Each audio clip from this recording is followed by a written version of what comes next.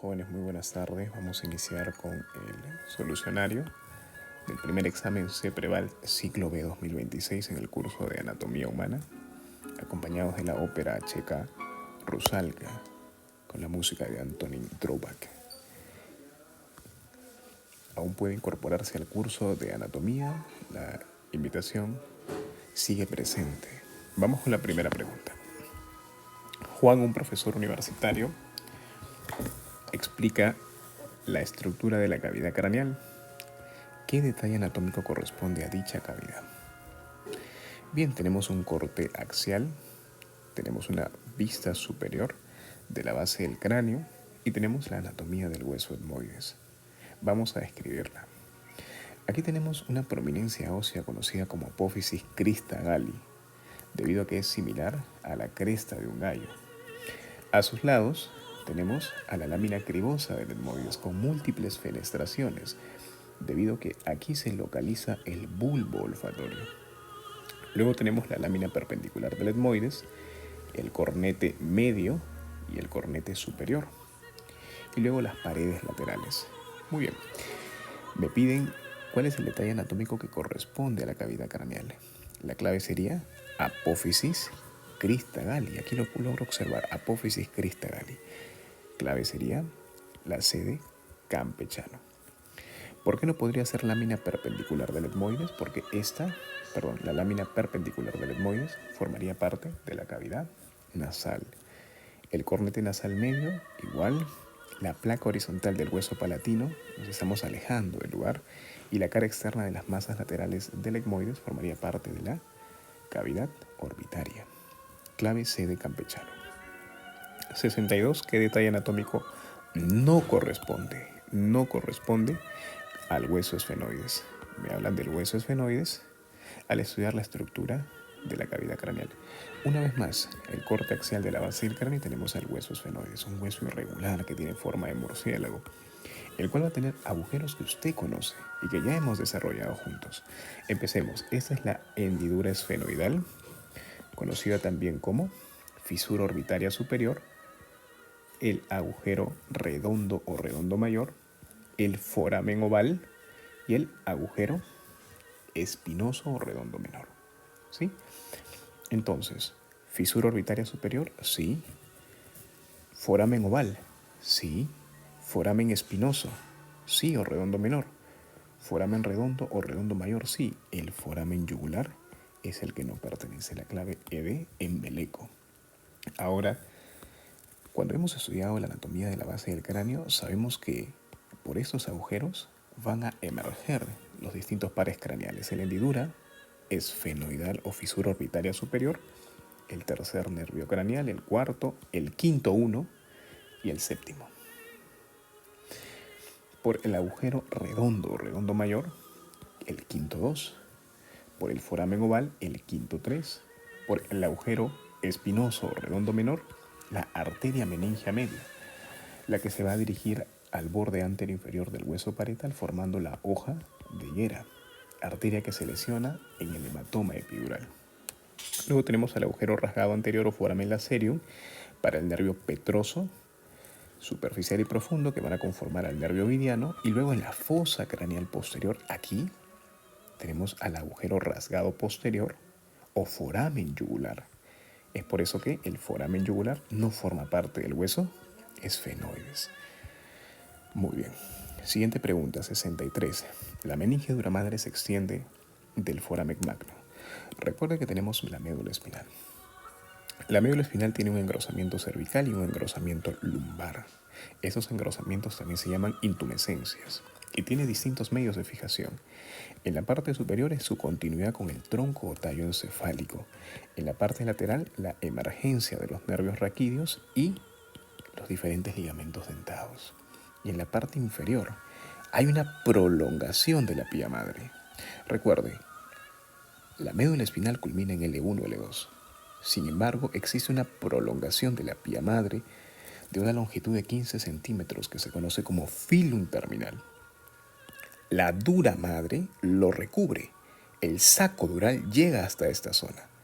El filum terminal y la dura madre y ambos van a llegar hasta la segunda vértebra sacra, van a formar el medio de fijación inferior de la médula espinal, conocido como ligamento coxígeo. Entonces la dura llegaría hasta la segunda vértebra sacra. Clave D de draconiano. Pregunta 64. María, un ingresante a la Facultad de Medicina, necesita disecar el abdomen para llegar a las vísceras. ¿Cuál es el músculo plano profundo de la pared anterolateral? Pared anterolateral del abdomen. Correcto. Bien, tenemos entonces la pared anterolateral y tenemos piel, tenemos a la grasa subcutánea, en donde vamos a encontrar la famosa fascia de Camper, que vendría a ser superficial, gruesa y predominantemente grasa. Y luego tenemos, más interno, a la fascia de Scarpa, que es profunda, delgada, membranosa y con muy poca grasa, que lo va a separar de los músculos oblicuo externo, oblicuo interno y el transverso. Me preguntan plano profundo de la pared anterolateral, la clave sería músculo transverso. Clave AD atrabiliario. 65. ¿En qué pared de la cavidad orbitaria se ubica la fosa de la glándula lagrimal? Bien, tenemos que la cavidad orbitaria es una excavación ósea en el macizo facial. Y cuando hablamos del aparato lagrimal, hablamos de las glándulas lagrimales, ya sea principal o accesoria, de los canalículos, del saco lagrimal y del conducto lacrimonasal. Miren, aquí tenemos la glándula lagrimal, que va a tener dos canalículos. Estos canalículos van a converger a nivel del saco lagrimal y existe una pequeña válvula conocida como válvula de Rosen-Müller, la cual va a tener un conducto. Este saco va a tener un conducto conocido como conducto lacrimonasal, en donde drena las lágrimas a nivel del meato inferior, o concha inferior o corneta inferior. Sí, y todo esto, ¿dónde se encuentra? En el borde o pared medial. La clave sería entonces en la pared medial de la cavidad orbitaria. Clave A de atrabiliario. 66. La escotadura ciática del coxal se encuentra bien. Tenemos al hueso coxal ilíaco, tenemos a su borde anterior y su borde posterior. ¿Cómo sé que este es el borde anterior? Por este reparo anatómico conocido como EIAS, espina ilíaca anterosuperior, que me sirve para poder determinar puntos dolorosos abdominales como McBurney y Morris. Y luego tenemos otra estructura conocida como escotadura ciática mayor. Esta escotadura ciática mayor o incisura isquiática mayor se encuentra en el borde posterior. Y es importante, ¿por qué? Porque por aquí discurre el músculo piriforme de la pelvis, ¿sí? Los vasos y nervios glúteos superiores y los nervios isquiáticos o ciáticos mayores. Entonces, como nos dice el libro de Latarjet, en el borde posterior se localiza la escotadura ciática mayor. Clave: borde posterior del hueso coxal o ilíaco. A de atrabiliario.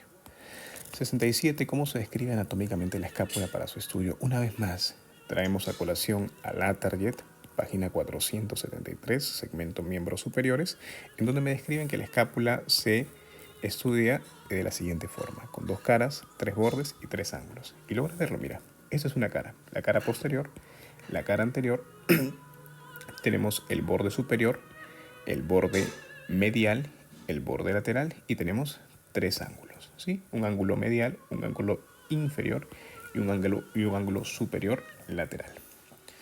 Muy bien, entonces la alternativa sería la C de campechano. Pregunta 68. ¿Qué huesos forman el piso de las fosas nasales? Recuerda esta imagen.